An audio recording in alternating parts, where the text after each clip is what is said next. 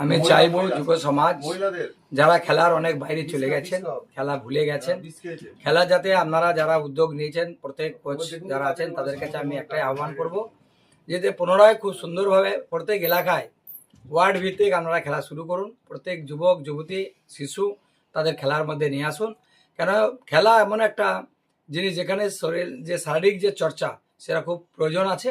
কারণ মানুষের যে রোগ এত হচ্ছে খেলা থেকে দূরে থাকার জন্য, যখনই আপনার খেলাধুলোর মধ্যে থাকবে শরীর স্বাস্থ্য ভালো থাকবে, মন ভালো থাকবে, মানসিক চিন্তা দূর হবে।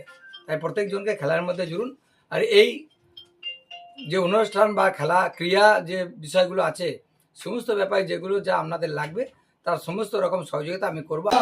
আমরা এসেছিলাম খেলাধুলোর ব্যাপারে আমাদের নতুন এমএলএ কাছে, কৃষ্ণবাবুর কাছে এসেছিলাম আমরা।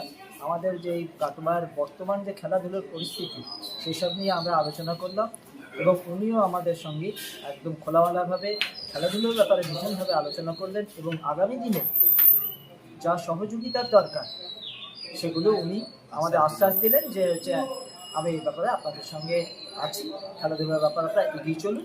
আমরাও সেই আশা নিয়ে আমরা যাচ্ছি। আগামী দিনে ওনার কাছ থেকে আমরা ভীষণভাবে সহযোগিতার আশা করছি এবং পাবো।